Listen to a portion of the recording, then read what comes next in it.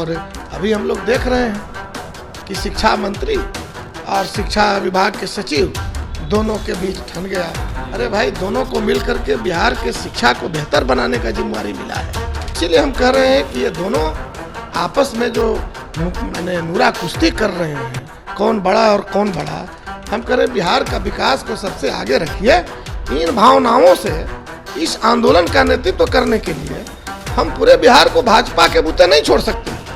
भाजपा ही तो एक है, और वो भाजपा जो पूरे देश के अंदर प्रतिवर्ष 2 करोड़ लोगों को रोजगार और नौकरी देने की बात किया था।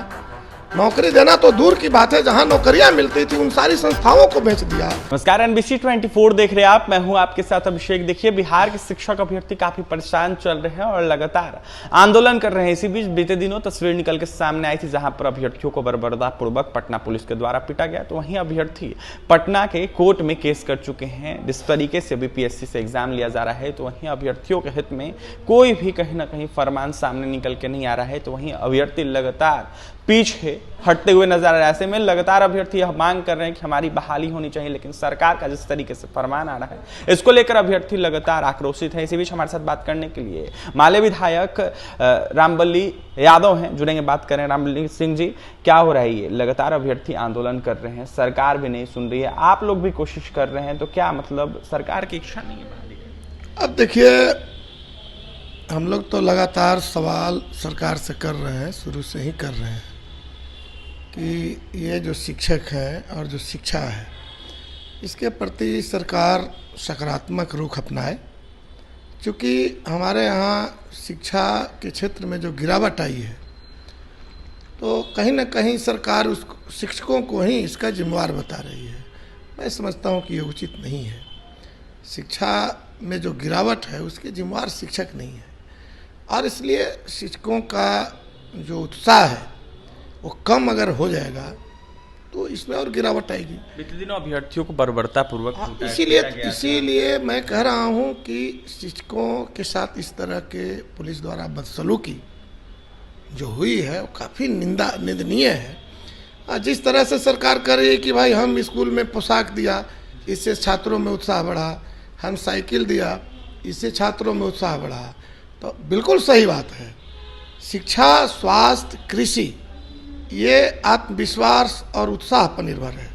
इसलिए शिक्षकों को अगर इस तरह से पीटा जाएगा, लाठीचार्ज किया जाएगा, तो उत्साह नहीं रहेगा। तो हम चाहे जितना प्रयास कर लें, वो शिक्षा हमारे यहाँ नहीं सुधरेगा।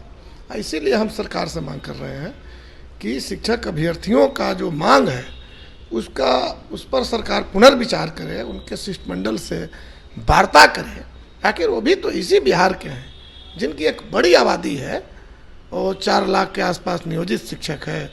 आप कह रहे हैं 1.25 लाख और हम बहाली करने जा रहे हैं, जबकि ये जो TET पास किए हुए लोग हैं उनकी संख्या 1.25 लाख से कहीं ज़्यादा है। तो इतने संख्या में लोग हैं, ये सारे लोग महत्वपूर्ण काम, चाहे वो जनगणना हो या चुनाव में वोट दिलाने का मामला हो बूथ पर, ये सारे लोग करते हैं। और निश्चित रूप से इनके अंदर अगर उत्साह की कमी होगी तो शिक्षा का नुकसान होगा। दूसरी चीज़ है कि मैं जिस महागठबंधन के साथ चुनाव में उतरा था, इस महागठबंधन का जो घोषणा पत्र था, उस घोषणा पत्र में यह था कि जब हम आएंगे सरकार में तो हम सभी नियोजित शिक्षकों को हम परमानेंट करेंगे। तो घोषणा पत्र है, सरकार उस पर अमल करे। तो ये हम लोग लगातार मांग कर रहे हैं, और विधानसभा जब चलेगी तो इसमें भी शिक्षकों के सवाल को लेकर के, या और जो स्कीम वर्कर्स हैं, आशा है, आंगनबाड़ी सेविका सहायिका है, रसोईया है, जो पूरे बिहार के विकास में इनका बहुत बड़ा योगदान है, और इन पर यदि सरकार सकारात्मक रुख नहीं बनाई तो निश्चित रूप से लाख प्रयास करने के बाद भी बिहार आगे नहीं जाएगा। अभ्यर्थी कोर्ट भी गए हुए रामबल्ली जी, कुछ अभ्यर्थी लगातार BPSC एग्जाम का विरोध करते हुए। अब देखिए, कोर्ट पर तो मैं कोई टिप्पणी नहीं कर सकता। कोर्ट न्यायपालिका है। जब चारों तरफ से न्याय की उम्मीदें कम हो जाती है तो लोग कोर्ट पर भरोसा करते हैं, इसलिए कोर्ट पर मेरा कोई टिप्पणी नहीं है। मैं तो सरकार का सहयोग किया हूँ, इस महागठबंधन के साथ में हूँ, और इसलिए हम तो सरकार से लगातार मांग करेंगे। और अभी हम लोग देख रहे हैं कि शिक्षा मंत्री और शिक्षा विभाग के सचिव दोनों के बीच ठन गया।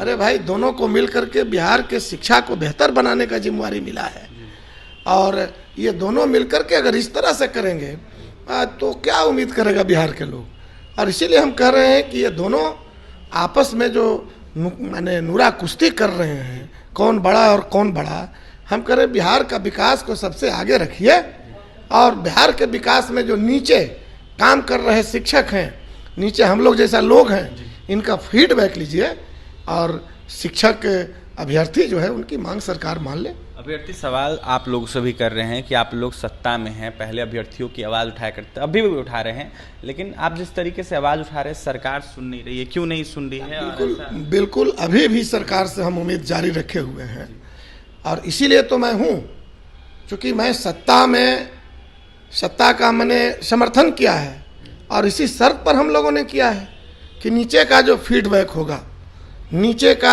आम लोगों का जो भावना होगा, उन भावनाओं से हम सरकार को अवगत कराएंगे। इन भावनाओं से इस आंदोलन का नेतृत्व करने के लिए हम पूरे बिहार को भाजपा के बूते नहीं छोड़ सकते। भाजपा ही तो एक है, और वो भाजपा जो पूरे देश के अंदर प्रतिवर्ष 2 करोड़ लोगों को रोजगार और नौकरी देने की बात किया था, नौकरी देना तो दूर की बात है, जहां नौकरियां मिलती थी उन सारी संस्थाओं को बेच दिया, तो क्या पूरे बिहार को हम इन भाजपाइयों के बल पर छोड़ देंगे? 13 तारीख को भाजपा वाले आंदोलन करने, भाजपा वालों को आंदोलन करने का कोई मुंह नहीं है, कोई नैतिकता नहीं है। भाकपा माले है बिहार के अंदर, और भाकपा माले इसी काम के लिए मंत्रिमंडल में शामिल नहीं है कि नीचे जो आम लोगों की भावना है, आम लोगों की जो आक्रोश है, जो नाराजगी है, इससे हम बिहार में सरकार को अवगत कराएंगे। ये भाजपा वाले तो नाटक कर रहे हैं। भाजपा वाले अगर आंदोलन कर रहे हैं और बात कर रहे हैं तो अपने मोदी जी को पहले बताएं, वो अपने देश की सरकार से ये बताएं कि ये 2 करोड़ लोगों को रोजगार देने की बात की गई थी, वो कहाँ चला गया। और रोजगार देना तो दूर की बात है, जो पहले से रोजगार मिल रहा था रेलवे में, सेना में, सबको इस तरह से कर दिया गया जहाँ अब रोजगार की कोई गुंजाइश नहीं है, जहाँ आरक्षण की कोई गुंजाइश नहीं है। तो हम कह रहे हैं कि ये भाजपा वाले लोग वो क्या करेंगे, और इसलिए बिहार में भाकपा माले वामपंथ काफ़ी है सरकार को सूचित करने के लिए, सरकार पर दबाव बनाने के लिए। और अभी भी हम विधानसभा में भी, और अभी भी आपके माध्यम से भी हम सरकार से बार बार आग्रह करेंगे कि इन शिक्षक अभ्यर्थियों का जो डिमांड है उस पर आप बात करें, उन पर पुनर्विचार करें, नियमावली पर पुनर्विचार करें।